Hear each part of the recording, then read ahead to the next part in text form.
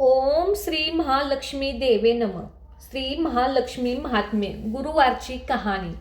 अनेक भाविक श्री लक्ष्मी देवीचे व्रत करतात. आपल्यावर श्री लक्ष्मीची कृपा व्हावी, घरात सुखसमाधान सतत राहावे, हा त्यामागील हेतू असतो. हे व्रत केल्याने उत्तम फलाचा लाभ होतो. मार्गशीर्ष महिन्यातील पहिल्या गुरुवारी व्रताचा प्रारंभ करून शेवटच्या गुरुवारी त्याचे उद्यापन करतात. काही कारणामुळे मार्गशीर्ष महिन्यात न जमल्यास कोणत्याही महिन्यातील पहिल्या गुरुवारी हे व्रत करावे. शेवटच्या गुरुवारी त्याची सांगता करावी. काही भाविक तर सतत वर्षभर या व्रताचे पालन करतात. लक्ष्मी व्रत व त्याचे नियम, पूजाविधी, कहाणी इत्यादी आज आपण सांगणार आहोत. त्यावर श्रद्धा ठेवून श्री लक्ष्मीच्या कृपाप्रसादाने सर्व मनोरथ पूर्ण होतात. व्रत नियम. गुरुवारी प्रातःकाली उठावे, आंघोळ करावी, शुद्ध अंतकरणाने व श्रद्धाभावाने पूजाविधी करावा. दिवसभर उपवास करून सायंकाळी देवीला नैवेद्य दाखवून रात्री भोजन करावे. कधी कधी आकस्मिक अडचण उद्भवते. अशा वेळी आपण उपवास करावा आणि कोणाकडूनही पूजा आरती करून घ्यावी. एकादशी, शिवरात्री या दिवशी, उपवासाच्या दिवशी गुरुवार आल्यास फक्त पूजा आरती करावी. कहाणी स्वतः वाचावी, आता ऐकवावी. व्रताची पूजा व कहाणी ऐकण्यास शेजाऱ्यांना निमंत्रण द्यावे. सायंकाळी गायीची पूजा करावी, तिला नैवेद्य द्यावा. नित्याप्रमाणे उद्यापनाच्या दिवशी पूजा आरती करावी, कहाणी वाचावी. 7 सुवासिनी किंवा स्वात कुमारिकांना हळदी कुंकू द्यावे, एक फळ द्यावे व एक कथेची प्रत द्यावी. शक्य असेल तर ब्राह्मणाला शिधा, वस्त्र, दक्षिणा देऊन नमस्कार करावा. त्यानंतर आपण भोजन करावे. गुरुवारी संध्याकाळी पूजा आरती करावी. त्यानंतर सर्वांना प्रसाद द्यावा. कोणत्याही महिन्यातील पहिल्या गुरुवारी या लक्ष्मी व्रतास सुरुवात करावी. हे व्रत वर्षभर पाळावे. अडचण निर्माण झाल्यास दुसऱ्या महिन्यातील पहिल्या गुरुवारपासून हे व्रत सुरू करावे. असे अखंडपणे वर्षभर व्रत करावे. शेवटी त्याचे उद्यापन करावे. हमखास यश लाभते. पूजेची मांडणी. घरातील पूजेची जागा स्वच्छ करावी. पूजेच्या जागी पाट, चौरंग ठेवावा. चौरंगावर कोरे नवीन कपडे अंथरावे. कपड्यावर गहू, तांदूळ यांची रास घालावी. त्यावर तांब्याचा कलश ठेवावा. कलशात दुर्वा, पैसा, सुपारी घालावी. पानाचे विडे, आंब्याची डहाळे कलशावर ठेवावी. त्यावर नारळ ठेवावा. चौरंगाव व पाठावर श्री लक्ष्मी देवीचा फोटो ठेवावा. घरात लक्ष्मीची मूर्ती असल्यास ती चौरंगाव व पाटावर ठेवावी. मग फोटो ठेवू नये. मूर्तीपुढे विडा, खोबरे, खारीक, बदाम, इतर फळे, खडीसाखर अथवा गूळ ठेवावा. त्याच्या शेजारी गणपती म्हणून सुपारी मांडावी. अशी पूजा मांडणी करावी. ती पूर्ण झाल्यावर यथासांग पूजा करावी. पूजेनंतर आरती करावी. सर्वांना प्रसाद द्यावा. पूजेच्या संध्याकाळी लक्ष्मीला मिष्ठानाचा नैवेद्य दाखवावा. नंतर भोजन करावे. दुसरे दिवशी सकाळी लवकर उठावे. पूजा विसर्जित करावी. कलशातील पाणी तुळशीस घालावे. तिला हळदी कुंकू व्हावे. नमस्कार करावा. पद्मपुराणात या व्रताचा उल्लेख आढळतो. त्यातील ही लक्ष्मी देवीने असे कथन केले आहे की माझे हे व्रत जो नित्य नियमाने करेल तो सदैव सुखी राहील, असे माझे वचन आहे. श्री लक्ष्मी देवीची कहाणी. श्री गणेशाय नमः. श्री महालक्ष्मी देवे नमः. मन लावून ऐकावी, ध्यानी ठेवावी श्री लक्ष्मी देवीची कहाणी.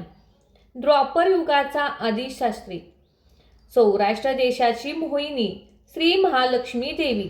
8 पाट नगर होते. नगराचा एक राजा होता. त्याचे नाव होते भद्रश्रवा. तो दयाळू, शूर व प्रजादक्ष होता. देवांना, ब्राह्मणांना, साधू संतांना सुखावत होता, आनंद देत होता. राजाच्या राणीचं नाव होतं सूरचंद्रिका. नाव चांगलं पण स्वभावात अहंकार. मागील जन्मी ती एका वैश्याची पत्नी होती. तिच्या नवऱ्याशी तिचे भांडण होई. भांडणाने वैतागली. रागाने घराबाहेर पडली. चालत होती अनवाणी रानातून. तिथे तिला दिसल्या सुवासिनी. त्या करीत होत्या लक्ष्मीचे व्रत. ते तिने पाहिले. त्यांच्याबरोबर तिनेही व्रत केले. दुःख विसरली, दरिद्र गेली, परिस्थिती सुधारली. देवीची भक्ती फळाला आली. कालांतराने ती मरण पावली. पुढे तिचा पुनर्जन्म झाला. स्त्रीचा जन्म पुन्हा मिळाला. पण भाग्य उजाळले. भद्रस्रवा राजाशी तिचा विवाह झाला. ऐश्वर्यात लोळू लागली. गर्वाने ती फुगली. गरिबांना विसरली. तोऱ्या मोठ्यांनी फुगली. दास दासींवर रागवली. एकदा काय झालं?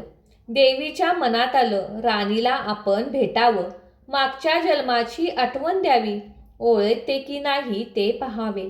राणी राजवाड्यात सुखाने राहत होती. राजाही कौतुक करी, तिचे लाड पुरवी.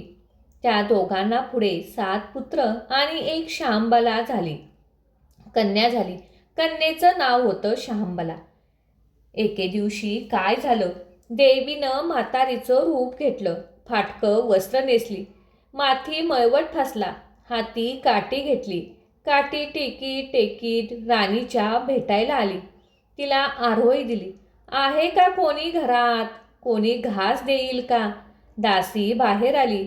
म्हातारी दारात दिसली. तिने विचारले, कोण ग तू? आलीस कोठून? काय काम काढलं आहेस? तुझं नाव काय? गाव कोणतं? तुला हवाय काय?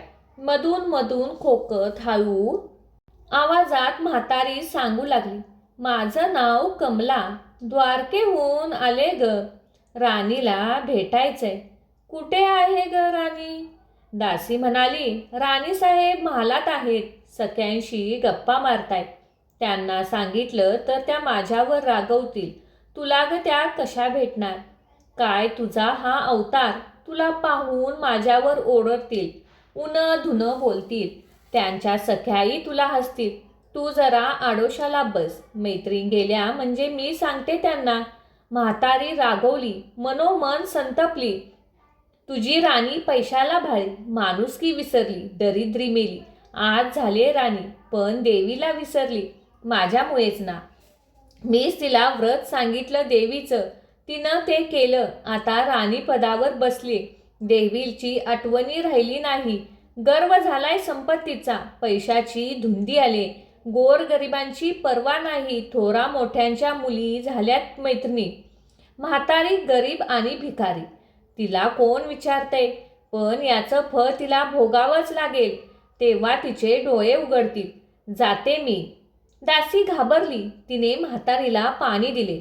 हात जोडून म्हणाली, हे व्रत मला सांगाल?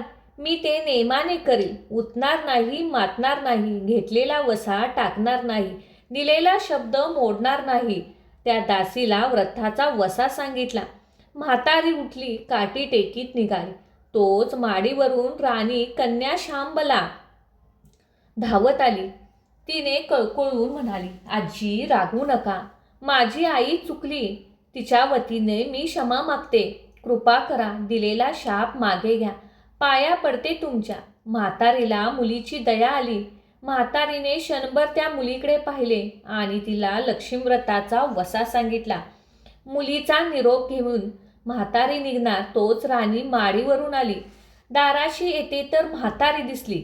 राणी ओरडली, ए ठेरडे, कशाला ग आलीस? जा इथून. उठ म्हणते ना. जातेस की नाही? दुसरी घर नाही दिसली तुला? म्हातारीने संतापाने गरागरा डोळे फिरवले. कपाळावर आठ्या पसरल्या.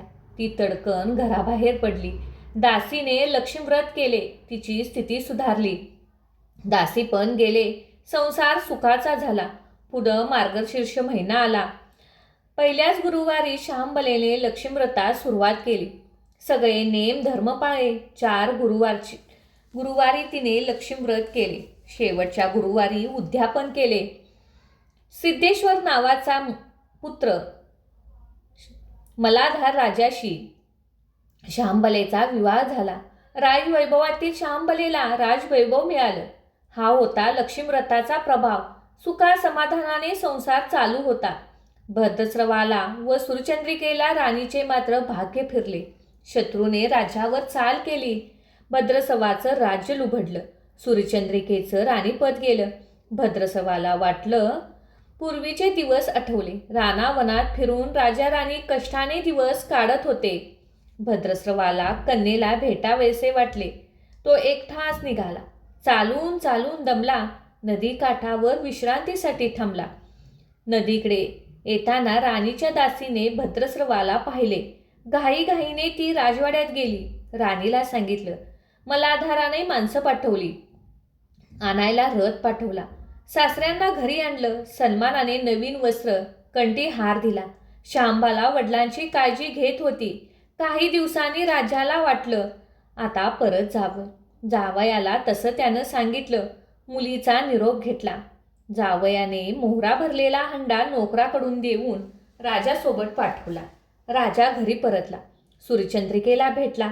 हंडा पाहून ती आनंदाने घाईने तिने झाकण काढले. आत बघते तर काय, तिला कोळशेच दिसले.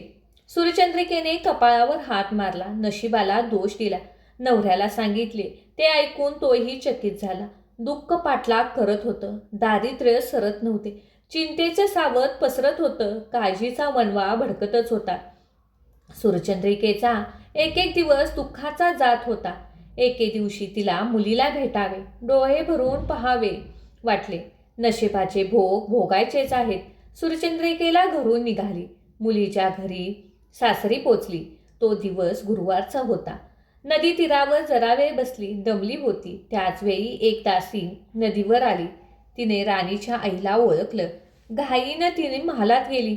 राणीला निरोप दिला. तुमची आई आलीये. नदी किनारी बसलीये. खूप दमलेली दिसली. तिला आणायला कोणाला तरी पाठवा. शांबलेने सारथ्यासोबत रथ नदीकडे पाठवला. आईला घेऊन यायला सांगितलं. आई रथात बसून महालात आली. आईला बघताच शांबलेने आनंदाने मिठी मारली. मुलीचे वैभव पाहून तिचे मन तृप्त झाले. तोंडून शब्द फुटेना. आईने स्नान केले. मुलीने तिला पैठणी दिली. सोन्या मोत्याचे दागिने दिले. आईचे रूप अधिकच खुललं. दुपारची वेळ झाली. शांबलेने भक्तिभावाने लक्ष्मीची पूजा केली. आरती झाली. धूप दीपाचा वास दरवळला. शांबलेला कडकडीत उपवास होता. भोजनाची तयारी झाली. तिने आईला जेवायला बसवले. सूर्यचंद्रिका पाटावर येऊन बसली. पण ती एकदम शांत होती. तिला मागचा जन्म आठवला. लक्ष्मी देवीच्या कृपेने या जन्मी ती राणी झाली होती. ती म्हणाली, श्यामा, मी देखील तुझ्यासोबत उपवासच करीन. श्यामा म्हणाली, ठीक आहे. मार्गशीर्ष महिना होता. मुलीने 4 गुरुवार व्रत केले. ते आईने पाहिले. तीही उपवास करू लागली. देवीला भक्तिभावाने प्रार्थना करत होती. महिना संपला. घरी जायचा विचार ठरला. पोचवायला शांबला सोबत गेली. 4 दिवसाने शांबला निघाली. मलाधार राजाने पाठवलेला पैशाचा हंडा घेतला. त्यात मीठ भरलं. तो नोकराजवळ देऊन पुन्हा ती सासरी आली. गप्पा मारता मारता वेळ कसा जात होता याचेही तिला भान नव्हते. मलाधाराने विचारले, माहेरहून काय आणलंस? शांबलेने सोबत आणलेल्या हंड्याकडे पोट दाखवले. मलाधाराने उत्सुकतेने झाकण काढले. त्यात त्याला काय दिसले? मिठाचे खडे. अगं वेडे, मिठाचे खडे कशाला आणलेस? इथं मिळत नाही मीठ. मीठ मिळतं ना, पण हे मीठ माझ्या वडिलांच्या राज्यातील आहे. वडिलांचं राज्य सौराष्ट्र होते. त्या शेजारचा समुद्र आहे. हे मीठ त्या समुद्रातील. समुद्र तीरावर दूरवर माझ्या वडिलांचं राज्य होतं. पण आज शांबलेच्या बोलण्यातील खोस राजाने हेरली. तो विचारात गुंगला. शांबला म्हणाली, हे मीठ जीवनाचे अमृत आहे. अन्नाला चव येते ती मिठानेच. मीठ नसलेला पदार्थ अळणी. ज्याचं मीठ खावं त्याच्याशी इमानी असावं. त्याचं रक्षण करावं. कामात कसूर झाली तर प्रसंगी प्राणही द्यावा. मलाधार राजाने निश्चयाने उठला. त्याने आपले सेवक सासऱ्याकडे पाठवले. त्यांना बोलवून घेतले. भद्रस्रवाला काय झाले ते कळालं नाही. ताबडतोब तो जावयाकडे आले. दोघांची गुप्त बैठक झाली. विचार पक्का ठरला. भद्रस्रवाने अनुमती दिली. मलाधाराचे मुख्य सेनापतीला तात्काळ भेटण्यास बोलवले. सेनापती आले. त्यांनी मलाधाराला वंदन केले. आज्ञा करावी महाराज. तो म्हणाला, भद्रस्रवाचं राज्य जिंकलेल्या शत्रूवर ताबडतोब स्वारी करा. प्रत्येक सैनिकाच्या हातावर हंड्यातील मिठाचा एक एक खडा ठेवा. शपथ घेऊन प्रत्येकाला झुंजायला सांगा. राजाची आज्ञा झाली. तसा सेनापती व्यवस्था केली. दुसरे दिवशी सोबत सेना घेऊन बेसावध शत्रूवर चाल केली. शत्रूच्या राज्यावर सारे सैनिक तुटून पडले. मलाधाराचे सैन्य बेभान लढत होते. शत्रू सैनिक जमिनीवर कोसळत होते. सूर्य पश्चिमेकडे जात होता. अंधार हळूहळू पसरत होता. शेवटी मलाधाराच्या सैन्याने शत्रूचा फडशा पाडला. अपूर्ण विजय मिळवला. भद्रसवाचं राज्य पुन्हा मिळाले. मलाधाराला व शांबलेला ही आनंदाची बातमी सेनापतीने ताबडतोब कळवली. सैनिकाने शत्रुराज्याचा खजिना लुटला. अपार संपत्ती मिळाली. ती पोट्यात भरून मलाधाराकडे आणली. त्यात सोन्याच्या मोहरा, बरीच नाणी होती आणि शस्त्राचा साठाही होता. मलाधाराने भद्रस्रवास सूर्यचंद्रिकेस राणीस घेऊन यायला सांगितले. ती आल्यावर घरात आनंदाला उधाण आले होते. तो गुरुवार होता. शांबलेने लक्ष्मीव्रताची पूजा केली. आरती झाली.